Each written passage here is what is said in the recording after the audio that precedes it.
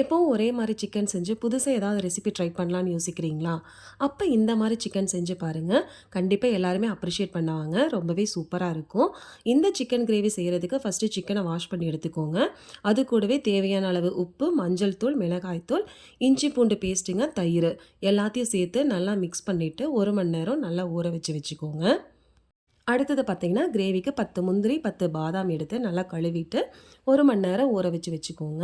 அதுக்கப்புறம் 3 பெரிய வெங்காயத்த எடுத்துட்டு நல்லா நீளமா கட் பண்ணிட்டு, ஆயில்ல போட்டு நல்லா டீப் ஃப்ரை பண்ணிட்டு, கோல்டன் ப்ரவுன் ஆனதையும் எடுத்து வச்சுக்கோங்க. இப்போ மிக்ஸி ஜார்ல ஃப்ரை பண்ண ஆனியன், ஊற வச்ச பாதாம், முந்திரி கூடவே தயிர் எல்லாத்தையும் சேர்த்துட்டு நல்லா அரைச்சுக்கோங்க.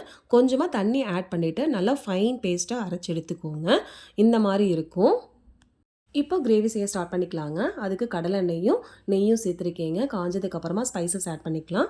பட்டை, கிராம்பு, ஏலக்காய், சீரகம், மிளகு, ஒரு அன்னாசிப்பூ, ஒரு பிரியாணி இலை ஆட் பண்ணிக்கோங்க.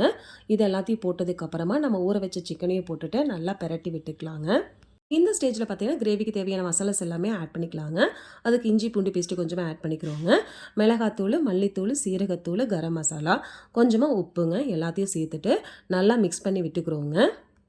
ஒரு 5 மினிட்ஸ் நல்லா பெரட்டி விட்டுட்டு பார்த்தீங்கன்னா, நம்ம அரைச்சு வச்சிருக்க அந்த மசாலா பேஸ்ட்டையும் ஆட் பண்ணிவிட்டு, கொஞ்சமாக தண்ணியும் சேர்த்துக்கலாங்க. எல்லாத்தையும் சேர்த்துட்டு, மூடி போட்டுட்டு கொஞ்ச நேரம் வேக விட்டு எடுத்துக்கலாங்க. சிக்கன் நல்லா வெந்ததுக்கப்புறமா கடைசியா காஞ்ச வெந்தய இலை இருக்குல்லங்க, அதைய நசுக்கி போட்டுட்டு இறக்கணுன்னா நம்மளுடைய முகலாய் சிக்கன் கறி ரெடி ஆயிடுங்க. இந்த சிக்கன் கிரேவி பார்த்தீங்கன்னா, சப்பாத்தி, பரோட்டா, ரொட்டி எல்லாத்துக்குமே சூப்பரா இருக்குங்க. நாங்க இட்லி, தோசைக்கு இத வச்சு சாப்பிட்டோம். ரொம்பவே சூப்பரா இருந்ததுங்க. கண்டிப்பா ட்ரை பண்ணி பாருங்க. எல்லாருக்குமே பிடிச்சிருக்குன்னு நெனைக்கிறேன். ட்ரை பண்ணிட்டு எப்படி இருந்ததுன்னு கமெண்ட் பண்ணுங்க. Thank you.